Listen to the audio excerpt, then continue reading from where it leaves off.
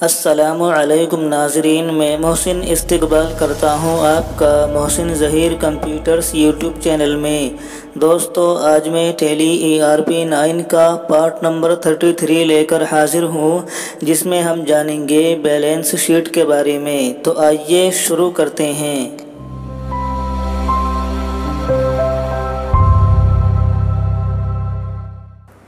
सबसे पहले हम टैली ERP9 के आइकन के ऊपर डबल क्लिक करके हम टैली को खोल लेते हैं। इसके बाद आपका टैली खुलना शुरू हो जाएगा और उसके बाद आप यहां पर कीबोर्ड से दबाएंगे Alt W और उसके बाद यहां पर सेलेक्ट कंपनी को चुनने के लिए कीबोर्ड से दबाएंगे S और हम यहां से अपनी कंपनी ले लेते हैं मोहसिन ज़हीर कंप्यूटर्स और उसके बाद एंटर करते हैं। तो दोस्तों, आप यहां पर आ जाते हैं गेटवे ऑफ टैली की स्क्रीन पर। तो नाज़रीन, आज हम यहाँ पर बात करेंगे बैलेंस शीट के बारे में। दोस्तों, बैलेंस शीट एक बहुत बड़ी चीज़ होती है, इसको एक वीडियो में नहीं जाना जा सकता। इसलिए आज की इस वीडियो में हम यहाँ पर बैलेंस शीट के बारे में कुछ बुनियादी बातें जानेंगे। तो आइए शुरू करते हैं। दोस्तों, बैलेंस शीट को खोलने के लिए आप यहां पर जाएंगे, रिपोर्ट्स के तहत बैलेंस शीट के ऑप्शन के ऊपर या फिर इसकी शॉर्टकट की भी दबाएंगे तो ये यहां पर आपके सामने बैलेंस शीट खुल जाएगी।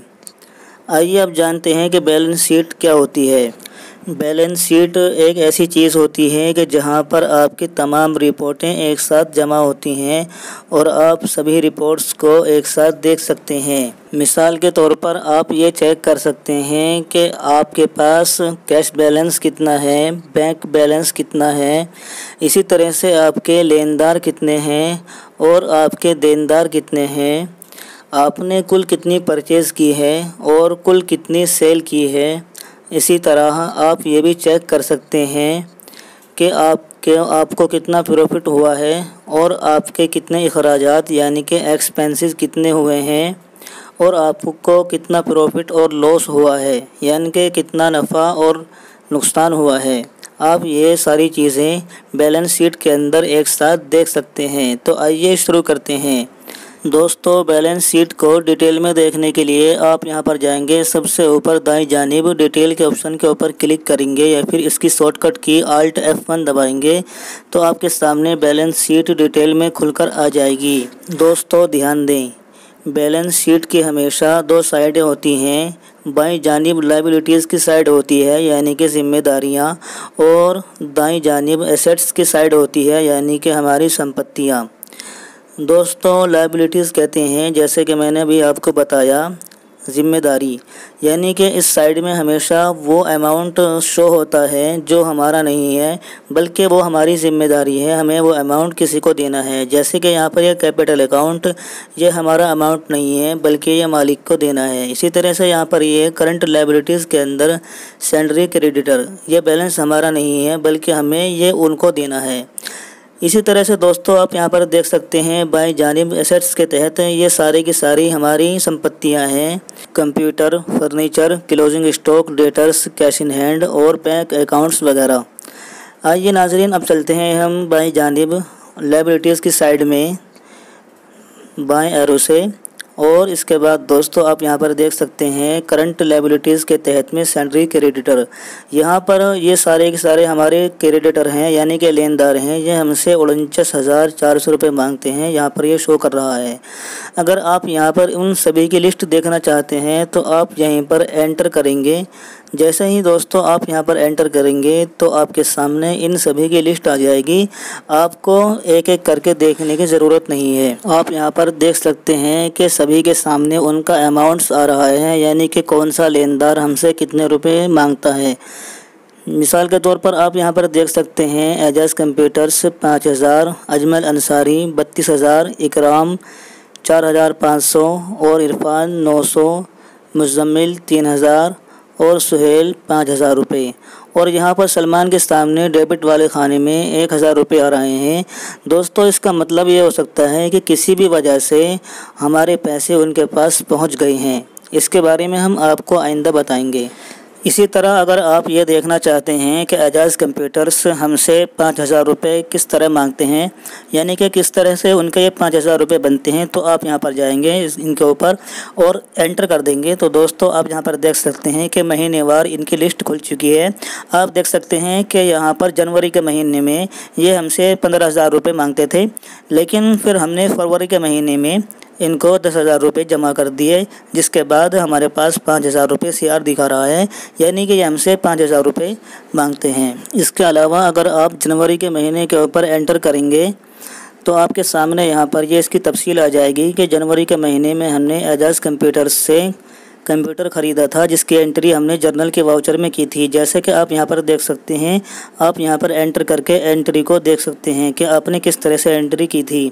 चलिए दोस्तों हम जाते हैं बैक और फिर दोबारा स्किप की दबाकर जाते हैं बैक और फिर फरवरी के महीने के ऊपर आकर एंटर करते हैं। तो आप यहाँ पर देख सकते हैं कि फरवरी के महीने में हमने इन्हें 10,000 रुपये का पेमेंट कर दिया था, जिसके बाद ये हमसे 5,000 रुपये मांगते हैं।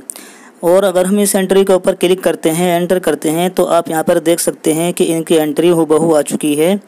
हमने इनको 10,000 रुपये का पेमेंट कर दिया था, जैसे कि आप यहाँ पर देख सकते हैं। चलिए हम यहाँ से जाते हैं बैक, स्किप की दबाकर और फिर दोबारा जाते हैं बैक और हम यहाँ पर आ जाते हैं। इसी तरह से अगर आप अजमल अंसारी का पेमेंट देखना चाहते हैं कि वो 32,000 रुपये हमसे कैसे मांगते हैं, तो आप यहाँ पर आकर एंटर कर सकते हैं।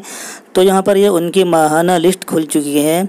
जनवरी के महीने में वो हमसे 52,000 रुपये मांगते थे, जिसमें से हमने उन्हें जनवरी के महीने में ही 20,000 रुपये का पेमेंट कर दिया था, जिसके बाद वो हमसे 32,000 रुपये मांगते हैं। हम यहाँ पर एंटर करते हैं तो दोस्तों आप देख सकते हैं कि यहाँ पर ये पूरी तफसील आ चुकी है कि जनवरी के महीने में शुरू में हमने इनसे 5,000 रुपये, 15,000 रुपये, 12,000 रुपये और 20,000 रुपये का माल ख़रीदा था। और फिर इसके बाद हमने जनवरी के महीने में ही 5,000 रुपये, 10,000 रुपये और 5,000 रुपये का पेमेंट कर दिया था, यानी कि हमने 52,000 में से 20,000 रुपये का पेमेंट कर दिया था, जिसके बाद ये हमसे 32,000 रुपये मांगते हैं। और अगर आप यहाँ पर किसी ख़ास एंट्री को देखना चाहते हैं तो आप उसी एंट्री के ऊपर जाकर एंटर कर सकते हैं। जैसे कि दोस्तों मैं यहाँ पर एंटर कर देता हूँ, तो आप देख सकते हैं कि हमने यहाँ पर उनसे 5,000 रुपये का माल ख़रीदा था। चलिए दोस्तों हम जाते हैं यहाँ से बैक, स्किप की दबाएंगे और हम यहाँ पर आ जाते हैं। तो इस तरह से दोस्तों आप यहाँ पर क्रेडिटर्स यानी कि लेनदारों की लिस्ट को देख सकते हैं। बैलेंस शीट का यही फ़ायदा है कि आपको यहाँ पर सभी चीज़ें एक साथ शो कर जाती हैं, आपको अलग अलग देखने की ज़रूरत नहीं है। आइए दोस्तों अब चलते हैं बैक। बैक जाने के लिए हम कीबोर्ड से दबाएंगे स्किप की और हम यहाँ पर आ जाएंगे और दाएं एरो से हम यहाँ पर आ जाते हैं डेटर वाली लिस्ट में और यहाँ पर हम देखेंगे कि हमारे डेटर्स कौन कौन से हैं। इसके लिए हम यहाँ पर एंटर करेंगे तो दोस्तों आप देख सकते हैं कि हमारे डेटर्स 2 हैं, फैज़ और सलीम। फैज़ से हम 1,000 रुपये मांगते हैं और सलीम से हम 2,000 रुपये मांगते हैं, यानी कि टोटल हमारे देनदारों के पास 3,000 का बैलेंस है। तो नाज़रीन आप इसी तरह से यहाँ पर कंप्यूटर को चेक कर सकते हैं और इसी तरह से फर्नीचर और cash in hand bank accounts को भी एंटर कर करके चेक कर सकते हैं। आइए अब चलते हैं बैक। दोस्तों आप जब भी कंपनी बनाकर उसमें कुछ भी एंट्री करते हैं तो आपकी वहाँ पर बैलेंस शीट बननी शुरू हो जाती है, यानी कि ये सारा काम ऑटोमेटिक होता है, आपको मैन्युअली कुछ भी करने की ज़रूरत नहीं है। आइए दोस्तों इसको करके जानते हैं। सबसे पहले हम यहाँ पर कंपनी इन्फो के ऊपर क्लिक करके क्रिएट कंपनी पर क्लिक करके कंपनी बना लेते हैं। हम यहाँ पर नेम में इसका नेम रख देते हैं, मिसाल के तौर पर डेमो कंपनी, और एंटर कर करके हम इस कंपनी को जल्दी से सेव कर लेते हैं। दोस्तों आप यहाँ पर देख सकते हैं कि हमारे यहाँ पर डेमो कंपनी फ़िलहाल खुली हुई है। और अब हम आ जाते हैं यहाँ पर गेटवे ऑफ टैली के ऊपर। आप यहाँ पर देख सकते हैं कि इसकी बैलेंस शीट में जाकर कीबोर्ड से दबाएंगे बी कि यहाँ पर इसकी बैलेंस शीट बिल्कुल ज़ीरो है, खाली है, अभी इसमें कोई भी एंट्री नहीं आई है। चलिए अब हम यहाँ पर इस कंपनी में कुछ एंट्री करके देख लेते हैं। हम यहाँ पर इसमें 500 रुपये लेकर देखते हैं, यानी कि मालिक अपनी कंपनी को, अपनी बिजनेस को 500 रुपये देगा। हमने यहाँ पर रिसीट वाउचर ले लिया है और CR वाले खाने में आकर हम यहाँ पर Alt C दबाकर पहले इसका लेजर बनाएंगे। चलिए दोस्तों, हम Alt C दबाते हैं और हम यहाँ पर लेजर बनाते हैं एहसान के नाम से कि एहसान ने बिजनेस में 500 रुपये दिए। और हम यहाँ पर ग्रुप में कर लेते हैं कैपिटल अकाउंट और उसके बाद हम यहाँ पर इसको सेव कर लेते हैं Ctrl A से। और हम यहाँ पर कर देते हैं क्रेडिट में 500 रुपये और DR वाले खाने में हम करेंगे कैश, जो कि कैश आ रहा है। और इसके बाद हम यहाँ पर 500 रुपये करके एंटर करेंगे और एंटर कर करके इस एंट्री को सेव कर लेंगे। चलिए दोस्तों, अब हम जाते हैं बैक, कीबोर्ड से दबाएंगे एस्केप की और हम यहाँ पर आ जाएंगे रिपोर्ट्स के तहत बैलेंस शीट में। हम यहाँ पर कीबोर्ड से दबाएंगे B। तो दोस्तों, हम यहाँ पर देख सकते हैं कि इस कंपनी की बैलेंस शीट में यहाँ पर लायबिलिटीज़ वाली साइड में 500 रुपये आ चुके हैं, यानी कि ये हमारी जिम्मेदारी है जो मालिक को लौटानी है 500 रुपये। और इसी तरह से दोस्तों यहाँ पर भी एसेट वाली साइड में 500 रुपये आ चुके हैं।